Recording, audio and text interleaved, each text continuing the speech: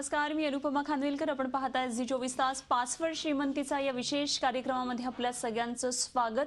हा विशेष कार्यक्रम आहे गुंतवणूक विशेष आणि आपल्याला माहितीच आहे शेअर बाजारामधल्या ज्या घडामोडी असतात त्या आपण यामध्ये जाणून घेत असतो. कुठले शेअर्स घ्यावेत, कुठले शेअर्स होल्ड करावेत याविषयी आपण चर्चा करत असतो आणि या बाबतीमध्ये आपल्याला मार्गदर्शन करण्यासाठी आमच्या स्टुडिओमध्ये नेहमीप्रमाणे चाललेले आहे शेअर बाजार तज्ज्ञ आणि शेअर बाजार विश्लेषक राजेश तांबे सर. सरांचं आपण आधी स्वागत करूया. सर, स्वागत तुमचं या शोमध्ये. आणि सरांकडून आपण मार्गदर्शन आणि टिप्स घेणार आहोत आणि त्यासाठी आमचा टोल फ्री नंबर आपल्या सगळ्यांना माहितीच आहे 1800-22-1010 या टोल फ्री नंबरवर आपण फोन करा आणि आपले प्रश्न सरांना जरूर विचारा. कारण हा एपिसोड जो आहे, आजचा जो भाग आहे आपला पासवर्ड श्रीमंतीचा, हा या सीझनचा शेवटचा एपिसोड असणार आहे. अर्थात आपलं मार्गदर्शन, सरांचं जे मार्गदर्शन आहे ते आपल्याला मिळत राहीलच. मात्र हा जो एपिसोड आहे तो हा शेवटचा एपिसोड असणार आहे. एकंदरीतच मागच्या आठवड्यामध्ये शेअर बाजारामध्ये काय घडलं ते एकदा आपण जाणून घेऊया. तर परकीय गुंतवणूकदारांनी बाजारातून पैसा काढून घेतल्यामुळे सलग दुसऱ्या आठवड्यामध्ये सेन्सेक्स आणि निफ्टी रेड झोनमध्ये बंद झाले आणि आठवड्याची सुरुवातच निराशेनं झाली. सेन्सेक्स 3 आठवड्यांच्या निचांकावर गेला. टोकियो बाजारामध्ये आलेली मंदी आणि देशांतर्गत उद्योगांमध्ये झालेली घसरण याला कारणीभूत ठरली आणि त्यानंतर आठवडाभर बाजारामध्ये मोठे चढ उतार होत राहिले आणि परिणामी आठवड्याचा विचार करता सेन्सेक्स 378 अंशांनी तर निफ्टी 116 अंशांनी घसरला. 2 आठवड्यांमध्ये दोन्ही महत्वाचे निर्देशांक अनुक्रमे 609.64 आणि 165.85 अंशांनी घटले.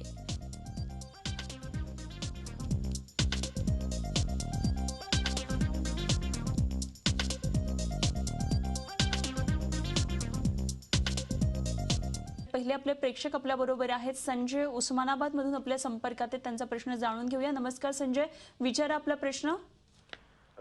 नमस्कार तांबे साहेब. नमस्कार मॅम. नमस्कार.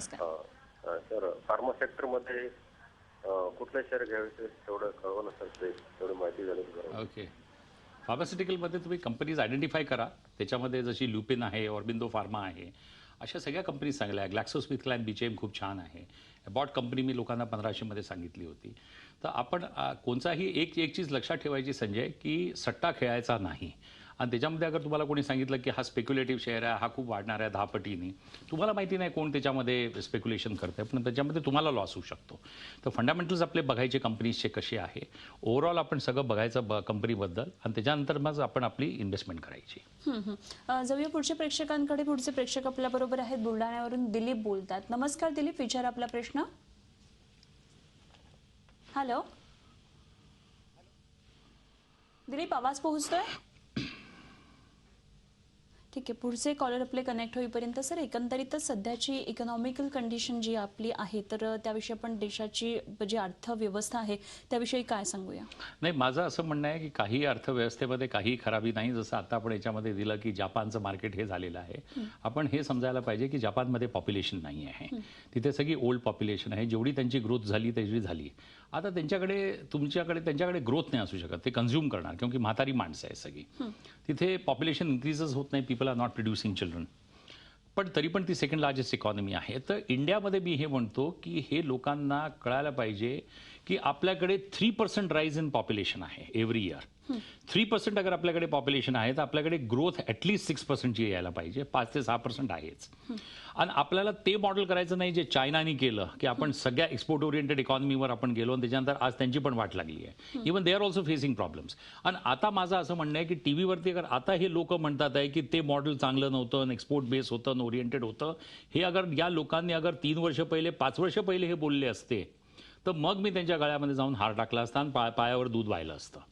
आता अगर तुम्ही हे सांगताय की चायनाचं मॉडेल फेल झालं and now China is facing into problem, this is all rubbish. Please do not listen to all this. झाल्यानंतर जेव्हा तुम्ही बोलता टी व्हीवर त्याचा काही अर्थ नसतो. तर माझं म्हणणं हे आहे की growth is going to come in from small and medium enterprises and definitely growth येते स्मॉल अँड मीडियम एंटरप्राइजेसमधून. That is one. Government is doing खूप छान काम करते. आणि तिसरं जसं मी तुम्हाला सांगितलं की policies decisions which are been taken are very good. आणि काही लोकांचं म्हणणं आहे रिफॉर्म्समध्ये जीएसटी आणा म्हणजे ग्रोथ येईल. काहीतरी बोलायचं, देवाने तोंड दिलंय म्हणून बोलायचं. जीएसटी येण्याने काहीही असं काही बदलाव येणार नाही. No metamorphosis change is going to take place.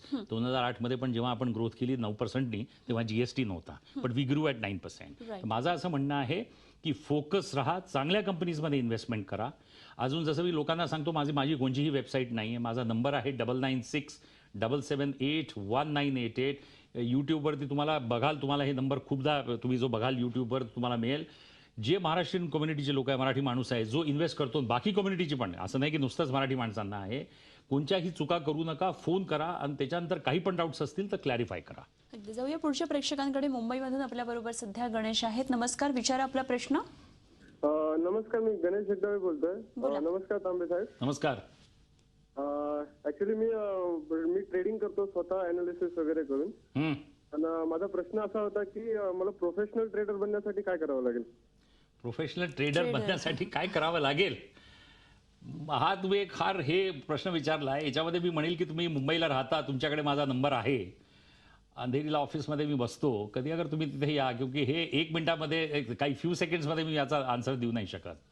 म्हणजे अगर तुम्हाला वॉरन बुफे व्हायचं असेल तर देन फर्स्ट मला तुमच्याबरोबर बसावं लागेल, मला तुमचे काहीतरी ऐकावं लागेल की तुमचे आयडियाज काय, आणि त्याच्यानंतर मग मी माझे आयडियाज देईल तुम्हाला.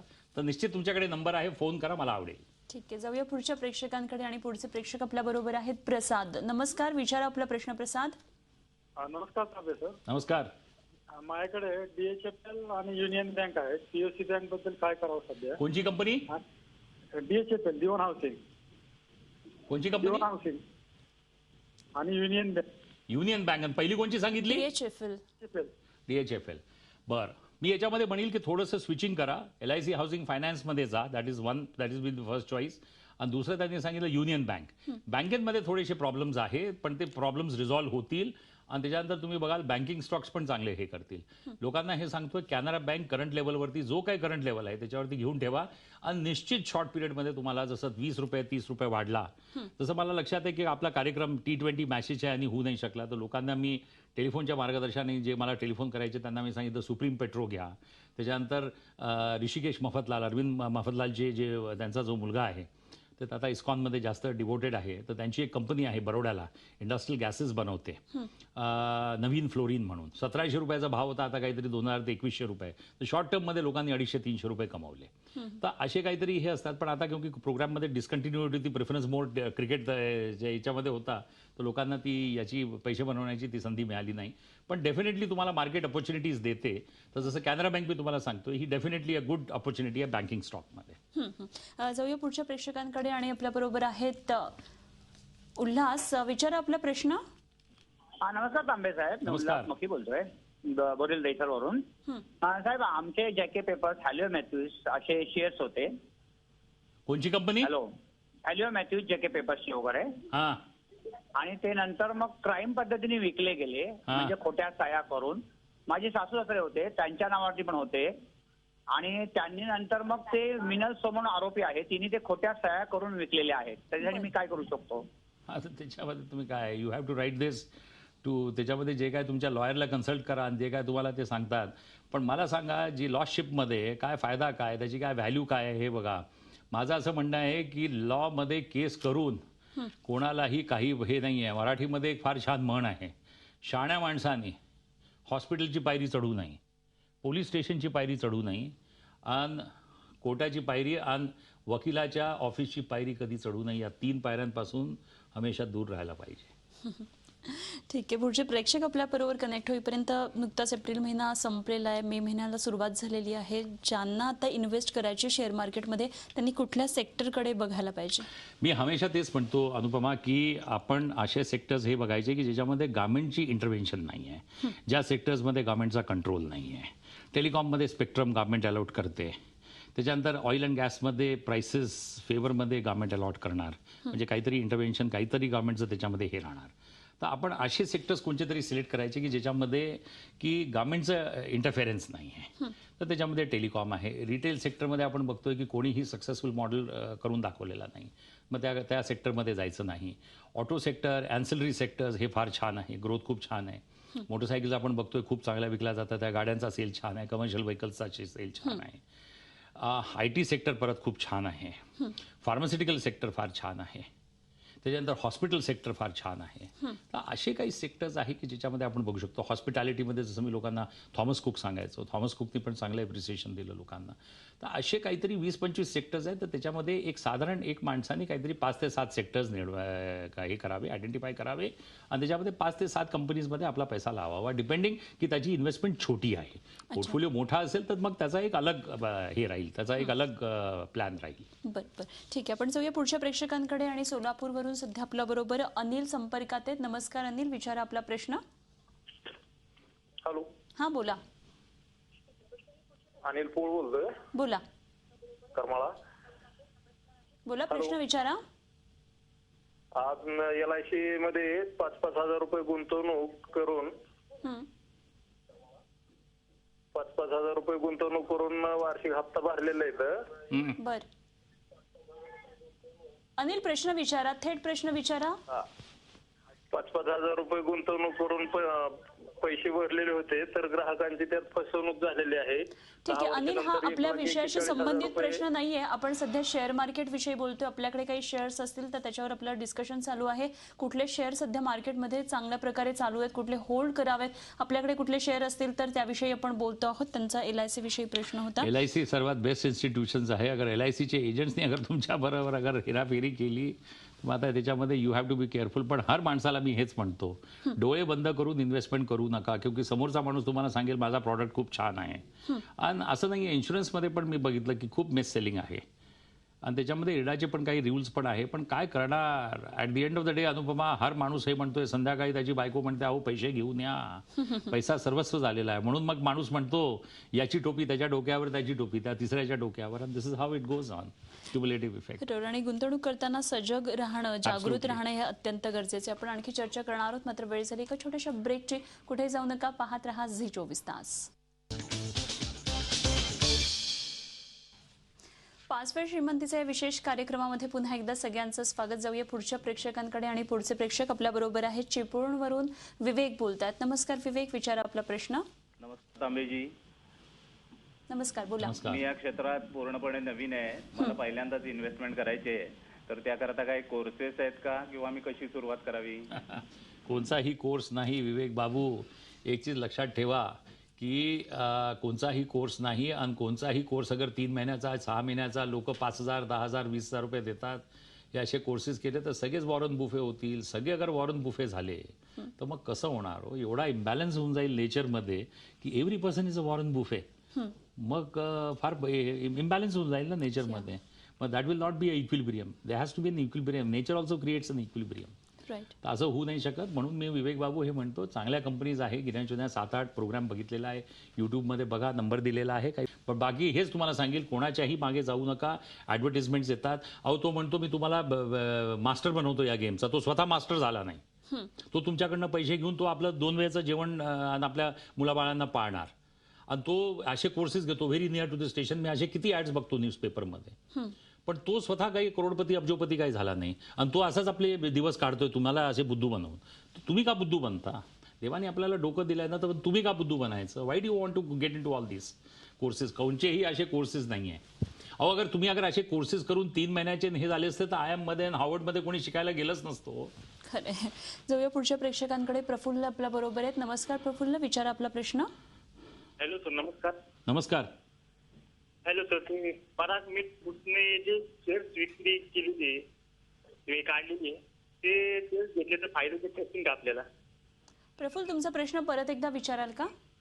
हॅलो सर, पराग मीठ फूड लिमिटेड जी कंपनी आहे त्यांनी शेअर्स विक्रीची चालू केली काहीतरी. अच्छा, मला आता पराग म्हणजे दुधाची जी कंपनी आहे त्याचा IPO आलाय. हो सर, हो. तर आता तुम्ही काय त्याच्यामध्ये भरले का पैसे?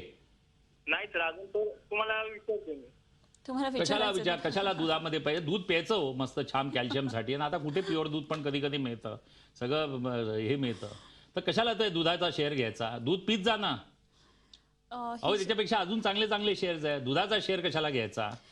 मी अगर सांगेल तुम्हाला NDDBचा शेअर येतो, नॅशनल डेअरी डेव्हलपमेंट बोर्ड, तर मी म्हणेल हो घ्या. National dairy development board which was created by the great man Kurian.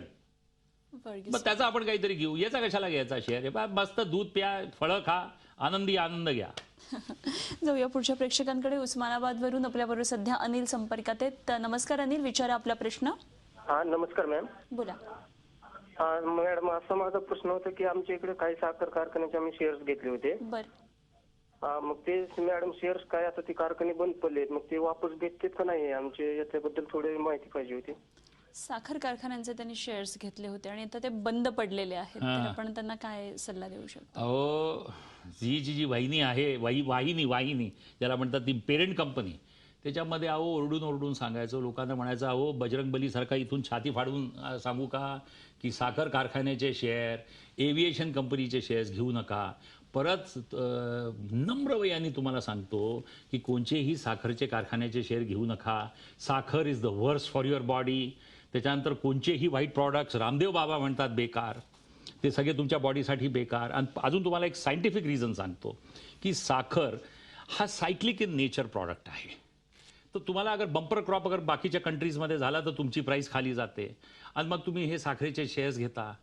कशासाठी तुम्ही त्या साखरेच्या मागे लागलेला आहे? आणि मला याच्यामध्ये सांगता मी वाचतो माहिती आहे, द शुगर लॉबी आणि शुगर लॉबी. अरे कसली शुगर लॉबी? मोठे इंडस्ट्रियलिस्ट आपल्या कंपनीज विकतात आज वर्ल्डमध्ये आणि तुम्ही शुगर लॉबीच्या मागे अजून पडलेला आहे. The world has change. तुम्ही पण चेंज व्हा अनिल बाबू, नाही तर दास्तान तक नाही रहेगी तुम्हारी दास्तानों में. त्यांनी ते सांगितलं त्यांचे शेअर्स लॉस झालेले आहेत. आता लॉस केला तर आता लॉस राईट ऑफ करून टाकायचा आणि विसरून जायचं आणि start with a new slate. त्याच्यावरती आपण रडत नाही बसायचं की हे पास्टमध्ये झालं. आता these are only shadows. You cannot, shadow will only follow you and you are following the shadow. त्याच्यापेक्षा आपण याच्यापेक्षा आता पुढे काहीतरी नवीन करण्याचा प्रयत्न केला पाहिजे. सरांचं मार्गदर्शन आपल्याला असंच घ्यायचं. वेळ झाली पुन्हा एका छोट्याशा ब्रेकची. कुठे जाऊ नका, पाहत रहा झी 24 तास. 5व्या श्रीमंतीचा विशेष कार्यक्रमामध्ये पुन्हा एकदा सगळ्यांचं स्वागत आणि जाऊया पुढच्या प्रेक्षकांकडे. पुढचे प्रेक्षक आपल्या बरोबर आहेत. अनुप, नमस्कार. विचार आपला प्रश्न. अनुप. हो तांबे सर नमस्कार. मी अनुप बोलतोय नाशिकवरनं. ओके. हॅलो. हा बोला, जोरात बोला. तांबे सर नमस्कार. मी नाशिकवरनं अनुप बोलतोय. मला मार्च 2019 पर्यंत इन्व्हेस्ट करायचे होते शेअर्स मध्ये, तर माझं वेल्थ क्रिएशन होऊ शकतंय का? त्याच्यासाठी मला तुम्हाला माझा किती वेल्थ तुम्हाला क्रिएट करायची आहे, तर असं असतं की याच्यामध्ये एक चीज लक्षात ठेवा अनुभव. जसं जेव्हा तुम्हाला जेव्हा मिळतो मशीनमधून, जेवढा तुम्ही गहू टाकाल तेवढाच तुम्हाला आटा मिळेल ना. इनपुट जेवढं जाईल तेवढंच तुम्हाला आउटपुटचा रेशो मिळेल. तुम्ही म्हणाल की मी टाकतो 1 लाख रुपयाची इन्व्हेस्टमेंट आणि माझे व्हायला पाहिजे 10 कोटी. असा चमत्कार कोणीही मार्केटमध्ये करू शकत नाही. देव पण अगर वरतून आले श्रीकृष्ण, ते पण हा चमत्कार करून मानवाला हे असं देणार नाही. राजेश तांबे तर माणूसच आहे. तर तुम्ही हे म्हणाल की 1 लाखावरती 1 करोडची इन्व्हेस्टमेंटवर 1 करोडचा रिटर्न, हा पण पॉसिबल नाही. तर तुमच्याकडे नंबर आहे, डेफिनेटली नंबर मला फोन करा आणि सांगा मला की तुमचा काय कॉन्सेप्ट आहे आणि मी त्याचं तुम्हाला जे काय बेस्ट उत्तर असेल मी तुम्हाला देईन. ओके. खरं तर आता आपण पुढच्या प्रेक्षकांकडे जाणार नाही आहोत, कारण जसं मी सुरुवातीला सांगितलं आमचा आजचा हा एपिसोड हा या सीझनचा शेवटचा एपिसोड आहे. तर एकंदरीतच तांबे सरांबरोबरचा आमचा हा जो 5व्या श्रीमंतीचा जो प्रवास होता तो अत्यंत छान झाला. तुम्ही खूप छान मार्गदर्शन आपल्या सगळ्या प्रेक्षकांना केलं. तुम्हालाही काही सांगायचं असेल? सर्वात पहिले झी बरोबर एक फॅमिली रिलेशनशिप आहे, याच्यामध्ये मी सर्वात पहिले थँक्स देतो डॉक्टर सुभाष चंद्रांना. क्योंकि अगर हा माध्यम नसता, माझ्यासारखे असे राजेश तांबे किती असतील, पण राजेश तांबे जो आज घडला हे डॉक्टरांच्या चॅनलच्या थ्रू, डॉक्टर सुभाष चंद्रा. मी जसं लोकांना सांगतो, MBAच्या चार्टर्ड अकाउंटन्सीच्या मुलांना जेव्हा मी शिकवतो त्याच्यामध्ये मी माझे एक्झाम्पल्स देतो. लोक मला म्हणतात मी तुमचा फॅन आहे, तर मी म्हणतो मी JRD टाटांचा फॅन आहे, रतन टाटांचा फॅन आहे, डॉक्टर सुभाष चंद्रांचा मी फॅन आहे, अजून इन्फोसिसचे नारायण मूर्ती असे मी त्यांचा फॅन आहे. तर असे काही लोक तुमच्या जीवनामध्ये अशी छाप सोडून जातात, त्याच्यातले एक डॉक्टर सुभाष चंद्र आहे. अजून त्याच्यानंतर मग मी थँक्स देईल, क्योंकि हा परत आपला सेकंड टाईम आपण हा एपिसोड केला. त्याच्यामध्ये अनुपमाला मी थँक्स देईल की तिने फार रेग्युलरली कोणतीही जे एपिसोडमध्ये तिने सुट्टी घेतली नाही, फक्त एकदा की दोनदा फक्त फॅमिलीसाठी सुट्ट्या घेतल्या, पण फार रेग्युलरली केलं. आपल्या मागे फोटोग्राफर सिनेमा आपले कॅमेरामॅन्स असतात, त्यांची नावं सगळ्यांची काही घेता येत नाही, पण त्यांना मी थँक्स देतो. बॅक ऑफिसमध्ये जे ॲडमिनिस्ट्रेशनमध्ये जे गाडी पाठवतात आणि ते सगळं कॉर्डिनेशन करतात, ज्याच्याने हा कार्यक्रम तुम्हाला पोचतो आणि फार येतो जातो, त्यांना मी थँक्स देतो. उदय निरगुडकरांना मी थँक्स देतो जे चॅनलला हेड करतात. त्याच्यानंतर मार्केटिंगचे भूषण खोत आहे, मी त्यांना हे देतो.